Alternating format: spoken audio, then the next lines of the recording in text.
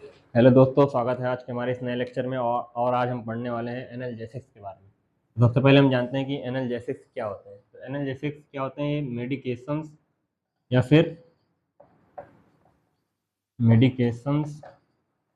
या फिर ड्रग्स।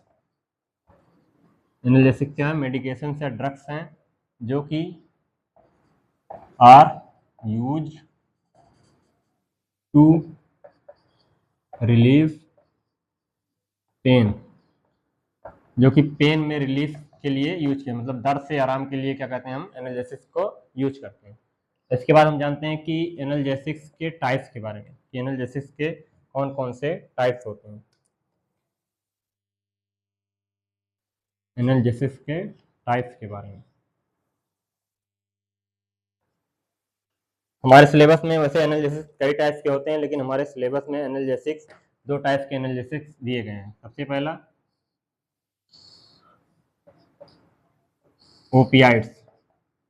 सबसे पहला एनाल्जेसिक्स कौन सा दिया है हमारे सिलेबस में? ओपियाइड्स। और दूसरा एनालिसिस कौन सा दिया है? NSAIDs। तो ये दो एनाल्जेसिक्स हमारे सिलेबस में दिए गए हुए हैं। पहला कौन सा है? ओपियाइड्स। और दूसरा कौन सा है? NSAIDs। और हमने सबसे पहले आपको क्या बताया कि एनाल्जेसिक्स क्या होते हैं। एनाल्जेसिक्स जो है मेडिकेशंस या फिर ड्रग्स हैं। मेडिकेशंस कहिए या फिर ड्रग्स कहिए, जो कि पेन रिलीफ में, मतलब कि दर्द से आराम के लिए हमें एनाल्जेसिक्स का हम यूज करते हैं। तो क्या होते हैं हमारे, क्या कहलाते हैं? एनाल्जेसिक्स। और इसके कौन कौन से टाइप्स हैं?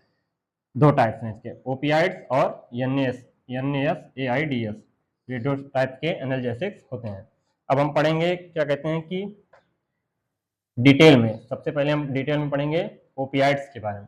ओपियाइड्स क्या कहते हैं, ओपियाइड्स क्या होते हैं, इसका मैकेनिज्म क्या है, इसके यूज क्या है। अब सबसे पहले हम फिर पढ़ते हैं क्या, ओपियाइड्स के बारे में।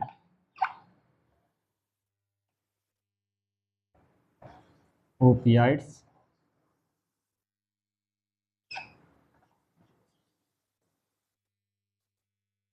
तो ओपियाइड्स जो है क्या है? ओपियाइड्स भी क्या है? एनाल्जेसिक्स के टाइप्स हैं। ओपियाइड्स क्या है? ओपियाइड्स भी क्या कहते हैं, एक मेडिकेशन है। सबसे पहले क्या है? मेडिकेशंस या फिर मेडिकेशंस या ड्रग्स। क्या है? मेडिकेशंस या ड्रग्स हैं, जो कि क्या कहते हैं, ये भी एक स्ट्रॉन्ग पेन रिलीवर है। क्या है ओपियाइड्स? एक स्ट्रॉन्ग पेन रिलीवर है। ओपियाइड्स और स्ट्रॉन्ग पेन रिलीवर। ओपियाइड्स क्या है? स्ट्रॉन्ग पेन रिलीवर्स है, जो कि ओपियाइड्स और strong pen relievers derived from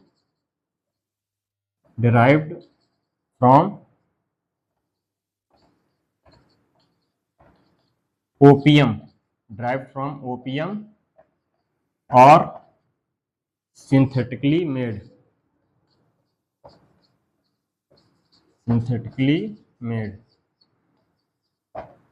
तो ओपियाइड्स क्या है? ओपियाइड्स जो है, सबसे पहले हमने जाना कि मेडिकेशंस या फिर ड्रग्स है।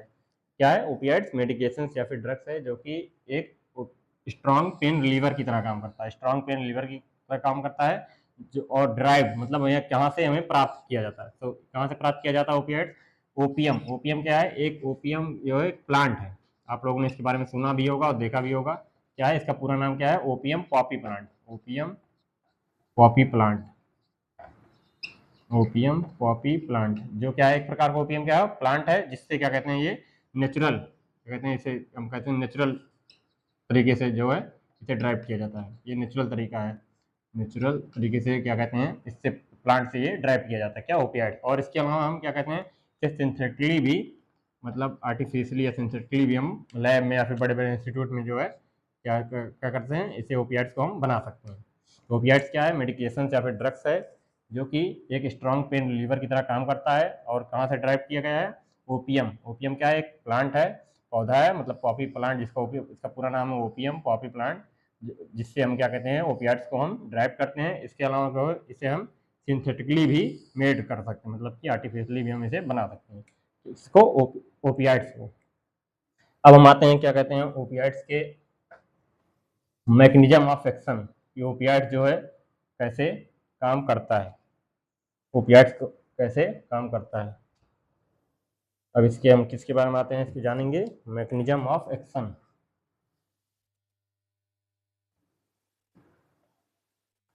Mechanism of action.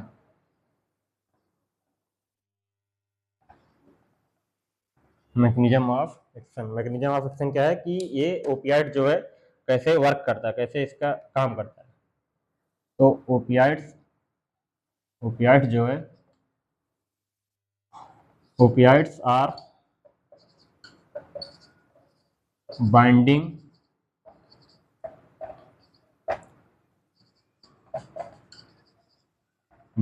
in specific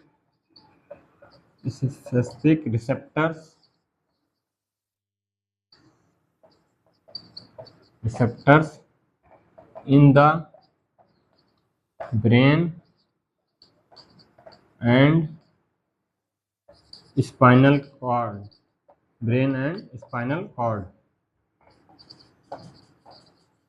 which block the perceptions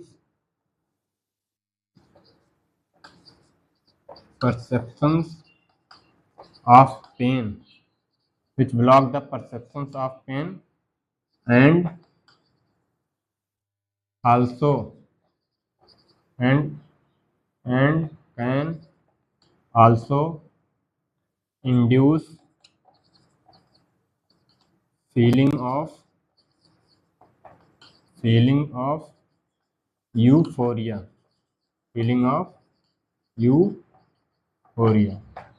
तो हम क्या देख रहे हैं कि ओपियाइड्स जो है कैसे वर्क करता है, इसका मैकेनिज्म क्या है, मैकेनिज्म ऑफ एक्शन क्या है। तो सबसे पहले हमने क्या लिखा है कि opioids are binding in specific receptor, जो कि स्पेसिफिक रिसेप्टर में से जाके ये जो है ओपियाइड्स जो है बाइंड करते हैं, कहाँ पे, ब्रेन और स्पाइनल कार्ड। ब्रेन और स्पाइनल कार्ड में स्पेसिफिक रिसेप्टर होते हैं जिससे क्या कहते हैं ओपियाइड्स बाइंड करते हैं, जो फिर क्या कर देता है, जो which block perceptions of pain. Perception of pain मतलब क्या है कि जो फीलिंग ऑफ पेन, हम कह सकते हैं फीलिंग ऑफ पेन। मतलब कि जो हमें पेन, मतलब दर्द हमें जो महसूस हो रहा है उसको ब्लॉक कर देता है। एंड कैन आल्सो इंड्यूस मतलब क्या हो गया कि एक प्रकार से स्टिमुलेट मतलब बढ़ा देना, stimulate feeling of euphoria. Euphoria मतलब क्या होता है, उत्साह, हम कह सकते हैं हमें खुशी, उत्साह या फिर हम कह सकते हैं खुशी। तो ये कैसे वर्क करता है, हमने देखा कि opioids are binding in specific receptor in brain and spinal cord. Opioid जो है ब्रेन और स्पाइनल कॉर्ड में जाके स्पेसिफिक बाइंड कर देता है, जो कि फिर क्या होता है, जो ब्लॉक कर देता है परसेप्शंस ऑफ पेन, मतलब जो हमें पेन जो है हमें दर्द महसूस होता है उसे ब्लॉक कर देता है। And can also induce feeling of euphoria, जिससे हमें क्या कहते हैं उत्साह या खुशी की महसूस होने लगता है। तो इस तरीके से जो है ओपियाइड जो है वर्क करता है। ये क्या है इसका मैकेनिज्म ऑफ एक्शन। अब हम देखते हैं कि इसके एग्जाम्पल्स के बारे में, कि ओपियाइड्स जो है इसके कौन कौन से एग्जाम्पल हैं।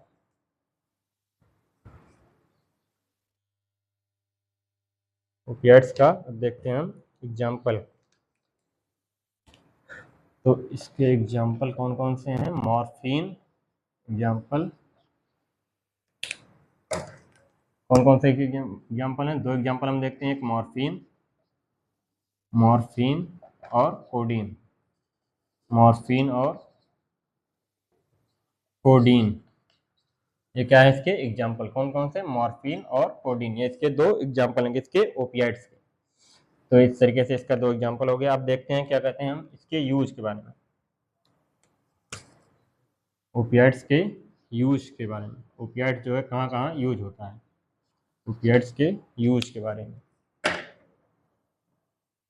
तो ओपियाइड्स कहाँ कहाँ यूज होता है, सबसे पहले हमने जाना था कि ये क्या है, एनाल्जेसिक्स। ओपियाइड्स क्या है, स्ट्रॉन्ग पेन रिलीवर है, जैसा कि हमने इसके डिफिनेशन में या फिर इसके इंट्रो में जाना था कि ये स्ट्रॉन्ग पेन रिलीवर है।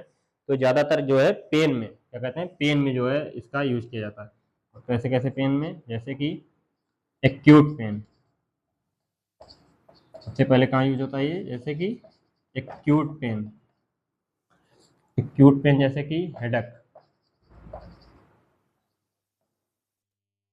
Acute pain headache. एक्यूट मतलब क्या होता है, जो शॉर्ट टर्म, मतलब जो हमें बहुत शॉर्ट टर्म के लिए जो पेन होते हैं उनमें जो है यूज किया जाता है एक्यूट पेन में, जैसे कि हेडक में। इसके अलावा जो है हेडक, या फिर हम कह सकते हैं कि पोस्ट सर्जरी, जब हमें सर्जरी होती है, कोई भी हम सर्जरी कराते हैं उसके बाद जो है जो हमें पेन होता है थोड़ा बहुत, उसके लिए जो एक्यूट पेन होता है वो शॉर्ट टर्म पेन होता है, उसके लिए क्या कहते हैं हम ओपियाइड्स का यूज करते हैं। पोस्ट सर्जरी हम कह सकते हैं, पोस्ट सर्जरी में जो है ओपियाइड्स का यूज होता है। तो क्या है ये एक्यूट पेन, सर्जरी के बाद जो भी हम कोई सर्जरी कराते हैं उसके बाद जो हमें पेन होता है एक्यूट पेन होता है, जैसे शॉर्ट टर्म पेन होता है, उसके लिए क्या कहते हैं हम ओपियाइड्स का यूज करते हैं। इसके अलावा जो है chronic pain, chronic pain, chronic pain जैसे क्रोनिक मतलब क्या हो गया, लॉन्ग टर्म, जो भी हमें लॉन्ग टर्म अगर पेन है, क्रोनिक मतलब क्या हो गया, लॉन्ग टर्म। तो लॉन्ग टर्म पेन जब हमें, जब भी कोई हमें लॉन्ग टर्म पेन होता है, जैसे कि कैंसर, जैसे अगर हमें कैंसर है तो कैंसर में जो पेन होता है, कैंसर पेन जो एक लॉन्ग टर्म पेन है, इसमें भी क्या कहते हैं हम ओपियाइड्स का यूज करते हैं। और इसके अलावा क्या है, क्योंकि इसके हमने जाना कि एक्यूट पेन जैसे कि पोस्ट सर्जरी, अगर हमें कोई सर्जरी होती है उसके बाद जो हमें पेन होता है उसमें यूज करते हैं। इसके अलावा क्रोनिक पेन मतलब क्योंकि लॉन्ग टर्म पेन जैसे कि कैंसर पेन हो गया, तो इसमें भी हम क्या कहते हैं ओपियाइड्स का यूज करते हैं। इसके अलावा सर्टन कंडीशन, इसके अलावा ये कहाँ कहाँ यूज होता है, certain condition, certain condition like, certain condition like back pain, certain condition like back pain, severe injury, severe injury, तो इन सब में भी क्या कहते हैं हम ओपियाट्स का यूज कर सकते हैं। जैसे कि सर्टन कंडीशन लाइक जब बैक पेन हो रहा है, हमें सीवियर इंजरी हो गई कोई, तब भी हम क्या कहते हैं ओपियाट्स का यूज कर सकते हैं। तो जैसा कि हम सभी जानते हैं कि जब भी हम कोई ड्रग्स या मेडिकेशंस यूज करते हैं उसके साइड इफेक्ट होते हैं। तो अगर क्या कहते हैं कुछ साइड इफेक्ट कैसे, मतलब कि जो प्रेडिक्टेबल होते हैं, तो साइड इफेक्ट क्या होते हैं, जो मतलब कि पहले से हमें पता होते हैं कि जो भी हम मेडिकेशन या फिर ड्रग्स यूज कर रहे हैं तो ये हमें साइड इफेक्ट हो सकते हैं। तो इसके अलावा अगर हम कोई भी मेडिसिन लॉन्ग टर्म यूज करते हैं तब भी हमें क्या कहते हैं, इससे हमें क्या कहते हैं साइड इफेक्ट हो सकते हैं। तो हम देखते हैं अब कि क्या क्या इसके साइड इफेक्ट हो सकते हैं इसके ओपियाइड्स में। अब देखेंगे हम कि ओपियाइड्स के क्या क्या साइड इफेक्ट हो सकते हैं।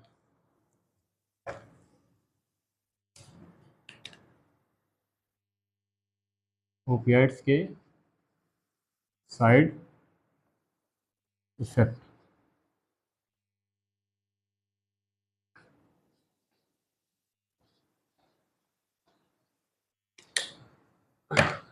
साइड इफेक्ट, पहला साइड इफेक्ट क्या है, मतलब साइड इफेक्ट क्या है जो कि प्रेडिक्टेबल होता है। जब भी हम कोई मेडिकेशन या फिर ड्रग्स यूज करते हैं तो हमें उससे क्या कहते हैं, हमें पता रहता है कि इस साइड इफेक्ट हो सकते हैं। तो कौन कौन से साइड इफेक्ट होते हैं अब देखते हैं ओपियाट्स के लगा यूज करने से। सबसे पहले क्या है, यूफोरिया, यू यूफोरिया, यूफोरिया मतलब क्या है, यूफोरिया मतलब कि हमें बहुत ज़्यादा खुशी या फिर उत्साह महसूस होने लगता है। तो क्या कहते हैं इसका, हम बहुत ज़्यादा हमें खुशी या उत्साह महसूस होने लगता है, जो कि इसका एक साइड इफेक्ट में आता है। तो विच कैन लीड टू, जैसे कि which can lead to misuse, अगर हम इसका ज़्यादा यूज कर लिए तो हमें यूफोरिया, यूफोरिया जो है एक साइड इफेक्ट है इसका। यूफोरिया मतलब क्या होता है, बहुत ज़्यादा हमें उत्साह या फिर हमें खुशी महसूस होने लगती है, क्या कहलाता है वो, euphoria. Which can lead to misuse मतलब इसका अगर हम ज़्यादा यूज कर लिए तो क्या कहते हैं हमें यूफोरिया हो सकता है। इसके अलावा क्या हो सकता है हमें, ड्राउजीनेस, ड्राउजी ड्राउजीनेस, ड्राउजीनेस या फिर हम कह सकते हैं इसके अलावा इसको स्लीपीनेस भी कह सकते हैं, ड्राउजीनेस या फिर स्लीपीनेस। ड्राउजीनेस स्लीपी मतलब क्या होता है कि हमें हमेशा नींद लगना है, फिर नींद जैसा लगना है, नींद जैसा हमें क्या कहते हैं हमेशा महसूस होने लगता है इसके ज़्यादा यूज करने पर। इसके ओपियाइड्स की, ड्राउजीनेस या फिर इसे स्लीपीनेस भी हम कह सकते हैं। इसके अलावा क्या है, constipation,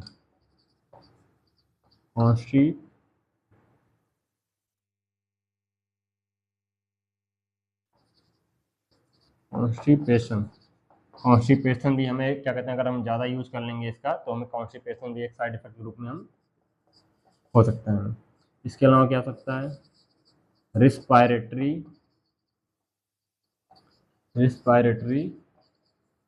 depression, respiratory depression.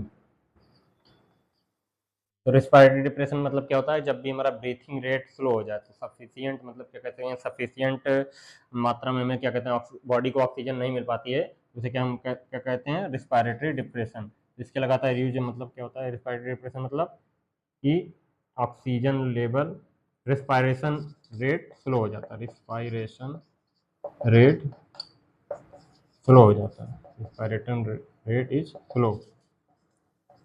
Slow. इससे क्या होता है, सफिशियंट मात्रा में हमें हमारी बॉडी को ऑक्सीजन नहीं मिल पाता है, इसको क्या कहते हैं हम, रिस्पायरेटरी डिप्रेशन कहते हैं। तो ये भी क्या है, इसका एक साइड इफेक्ट है। इसके अलावा क्या है इसका side effect, addiction and dependence, addiction and dependence. Addiction and dependence भी हमें अगर लगातार यूज करेंगे इसका तो हमें हो सकता है। एडिक्शन मतलब क्या होता है, लत लगना या फिर हम कह सकते हैं आदत, हैबिट हो जाना। लगातार यूज करने से हमें इसकी हैबिट पड़ सकती है, फिर हम कहते हैं लत लग जाती है। और डिपेंडेंस क्या होता है, हम इसी पर क्या कहते हैं, निर्भर हो जाएंगे। लगातार यूज करने से इसके हम डिपेंडेंट हो जाएंगे, इस पर निर्भर हो जाएंगे। एडिक्शन मतलब क्या होता है, इस पर हम इसकी हमें हैबिट पड़ जाएगी, आदत पड़ जाएगी लगातार यूज करने की। तो ये क्या देखा हमने इसके साइड इफेक्ट के बारे में, कौन कौन से साइड इफेक्ट हैं एक बार हम आपको बता दें। सबसे पहला साइड इफेक्ट है यूफोरिया। यूफोरिया मतलब कि हमें बहुत ज़्यादा उत्साह उत्साह या फिर हमें बहुत ज़्यादा खुशी महसूस होने लगती है, वो क्या कहलाता है, हमारा यूफोरिया। इसके अलावा दूसरा हमने इसका साइड इफेक्ट देखा, ड्राउजीनेस मतलब या फिर क्या कह सकते हैं हम इसे, स्लीपीनेस मतलब हमें जैसे नींद जैसा महसूस होना, हमें हमेशा नींद लगना। और इसके अलावा क्या देखा हमने, तीसरा कॉन्स्टिपेशन, क्या कहते हैं, हमें कॉन्स्टिपेशन भी इससे लगातार यूज करने से हमें हो सकता है। इसके अलावा चौथा क्या है, रिस्पायरेटरी डिप्रेशन। रिस्पायरेटरी डिप्रेशन मतलब क्या है कि रिस्पायरेशन रेट जो हमारा स्लो हो जाएगा, जिससे हमें सफिशियंट मात्रा में हमारी बॉडी को ऑक्सीजन नहीं मिल पाएगा।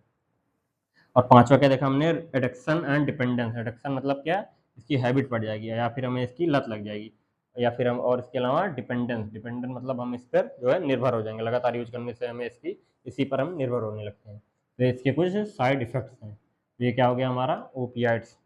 तो हमने दो टाइप्स के देखे थे, सबसे पहले एनाल्जेसिक्स, पहला ओपियाइड्स। तो ओपियाइड्स यहाँ कंप्लीट होता है। इसके अलावा जो है दूसरा एनाल्जेसिस क्या है, NSAIDs, NSAIDs।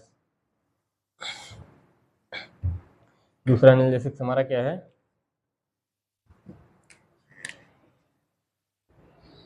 NSAIDs।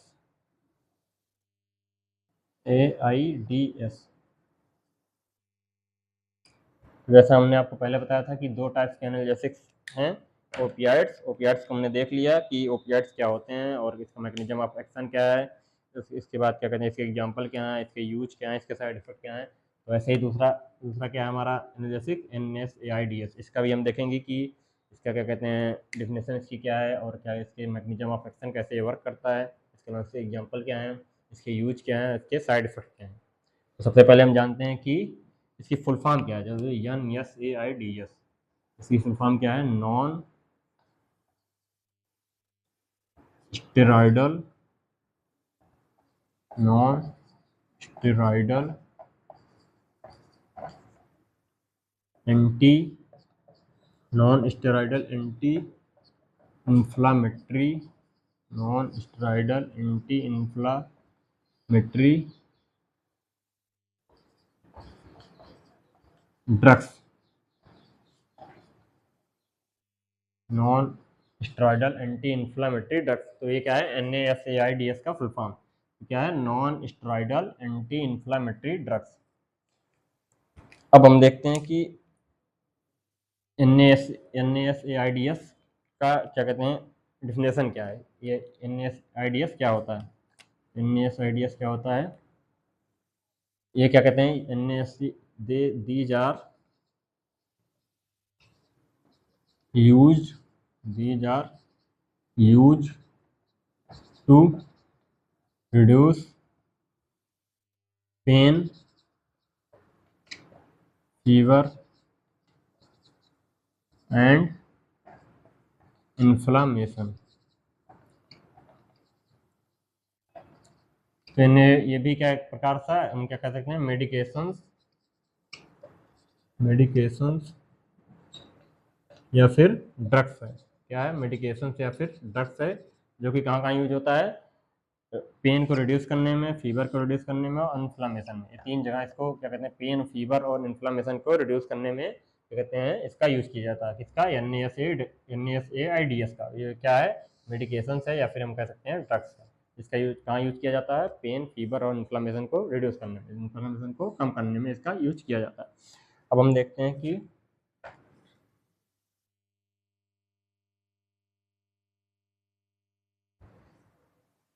इसका जो है मैकेनिज्म ऑफ एक्शन क्या है, ये जो है NaCIDS कैसे काम करता है। क्या क्या देखेंगे हम, mechanism of action, mechanism of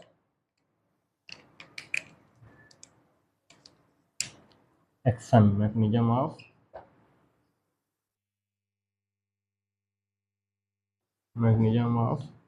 action, ये कैसे जो है काम करता है, इसका मैकेनिज्म क्या है, मैकेनिज्म ऑफ एक्शन इसका क्या है।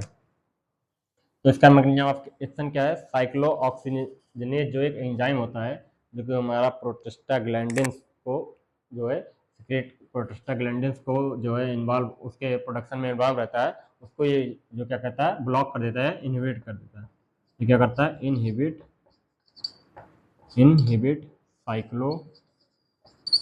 साइक्लोऑक्सीजनेज, इसे हम साइक्लोऑक्सीजनेज हम क्या कहते हैं, COX या फिर कॉक्स, COX या फिर हम कॉक्स कहते हैं। इसको क्या कहते हैं, इन्वेट कर देता है, किसको, साइक्लोऑक्सीजनेज को। ये क्या है, इन्वेट साइक्लोऑक्सीजनेज एंजाइम, एक एंजाइम है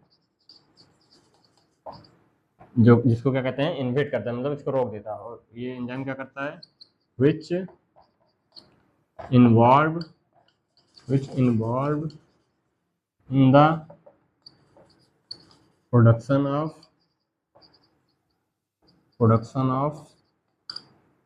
प्रोस्टाग्लैंडिन्स तो क्या कहता है, ये कैसे मैकेनिज्म इसका क्या है, एक्शन, मैकेनिज्म ऑफ एक्शन क्या है, मतलब ये कैसे काम करता है। ये जो है साइक्लोऑक्सीजनेज जो एक एंजाइम है, उसको क्या कहते हैं, इनहिबिट करता है, उसको क्या कहते हैं, रोक देता है, जो कि किस में इन्वॉल्व है, जो कि प्रोस्टाग्लैंडिन्स, एक क्या कहते हैं इसको, जो प्रोस्टाग्लैंडिन के प्रोडक्शन में जो इन्वॉल्व है, इसको जो कहते हैं इनहिबिट कर देता है, जिससे प्रोस्टाग्लैंडिन का जो है मतलब सिक्रेशन नहीं होता है। और ये prostaglandin which are responsible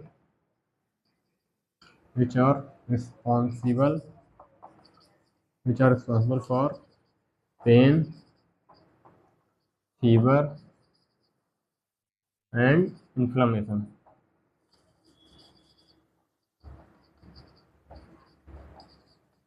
which are responsible for pain, fever and inflammation। Pain और फीवर, इन्फ्लामेशन के लिए जो कि प्रोस्टाग्लैंडिन रिस्पॉन्सिबल है, इसको बनाने में जो साइक्लोऑक्सीजनेज एंजाइम होता है, इसको जो कहते हैं इनहिबिट कर देता है, जिससे क्या कहते हैं हमें, ये जो है पेन, फीवर, इन्फ्लामेशन नहीं होता। इस प्रकार से ये जो है वर्क करता है, इसका मैकेनिज्म ऑफ एक्शन है जो इस तरीके से है। अब हम जानते हैं इसके एग्जाम्पल के बारे में।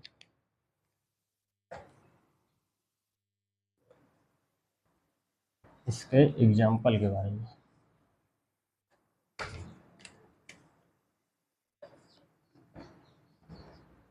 इसके एग्जाम्पल, सबसे पहले इसका एग्जाम्पल है आइबोप्रोफेन, आइबोप्रोफेन। सबसे पहले इसका एग्जाम्पल क्या है, आइबोप्रोफेन। इसे आप लोगों ने सुना भी होगा, और ये जो कहते हैं एडविल या फिर मोट्रिन, एडविल या फिर मोट्रिन नाम से आता है। आइबोप्रोफेन, सबसे पहला इसका एग्जाम्पल क्या है, आइबोप्रोफेन, जो कि एडविल या फिर मोट्रिन के नाम से जो क्या कहते हैं टैबलेट इसकी आती है, तो आप लोगों ने सुना भी होगा और खाया भी होगा। इसके अलावा जो है दूसरा इसका एग्जाम्पल क्या है, एस्पिरिन। दूसरा इसका एग्जाम्पल क्या है, एस्पिरिन। एस्पिरिन के बारे में भी आप लोगों ने सुना होगा। और इसके अलावा तीसरा इसका एग्जाम्पल क्या है, डाइक्लोफेनिक। डाइक्लोफेनिक,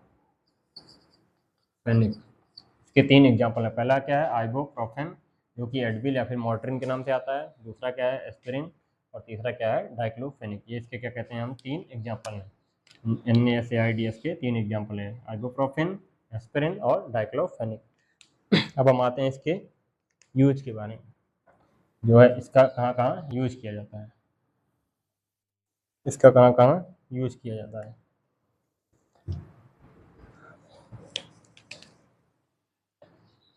इसका यूज, सबसे पहले हमने जैसे कि इसके डिफिनेशन में जाना था कि एक मेडिकेशन है या फिर ड्रग्स है, इसका यूज पेन, फीवर और इन्फ्लामेशन में किया जाता है। पेन, फीवर, इन्फ्लामेशन को रिड्यूस करने में किया जाता है। कहाँ कहाँ यूज किया जाता है, सबसे पहले हम जानते हैं mild to moderate, mild to moderate pain, mild to moderate pain. जैसे कि अगर हमें बहुत माइल्ड मतलब हल्का दर्द हो या फिर मॉडरेट बहुत मीडियम में हमें कोई पेन हो, तब इसका यूज किया जाता है। जैसे कि हेडक हो गया आपका, हेडक हाँ का यूज किया जाता है सबसे पहला, माइल्ड टू मॉडरेट पेन जैसे कि हेडक। और दूसरा क्या होता है, फीवर रिडक्शन। दूसरा क्या है इसका यूज, फीवर रिडक्शन, फीवर को कम करने में भी इसका यूज किया जाता है, फीवर रिडक्शन। और तीसरा क्या है इसका use, inflammatory, inflammatory condition, inflammatory condition, inflammatory conditions. Inflammatory conditions में भी इसका यूज किया जाता है। जैसे कि आर्थराइटिस, आप लोगों ने सुना था, गठिया रोग जिसे कहते हैं, इसमें भी इसका यूज किया जाता है। जिसमें आर्थराइटिस, जो कि एक इन्फ्लामेशन हो जाता है, क्या कहते हैं, आर्थराइट, आर्थराइटिस में जो है इसका यूज किया जाता है। तो तीन तीन जगह इसका यूज है। सबसे पहले कहाँ पे, माइल्ड टू मॉडरेट पेन, मतलब कि हमें बहुत हल्का दर्द या फिर मीडियम में हमें कोई पेन हो, जैसे कि हेडक हो गया, इसमें क्या कहते हैं हम इसका यूज करते हैं। इसके अलावा दूसरा यूज क्या है इसका, फीवर रिडक्शन, हमें कोई फीवर में जो है फीवर को कम करने के लिए भी इसका यूज किया जाता है। और इसका तीसरा यूज क्या है, इन्फ्लामेटरी कंडीशन। इन्फ्लामेटरी कंडीशन जैसे कि आर्थराइटिस, इसमें भी इसका हम क्या कहते हैं, NaClDs का यूज करते हैं। तो इसके तीन यूज हैं। अब हम लास्ट में आते हैं इसके क्या कहते हैं, साइड इफेक्ट के बारे में। तो हम जानेंगे क्या कहते हैं इसके साइड इफेक्ट के बारे में।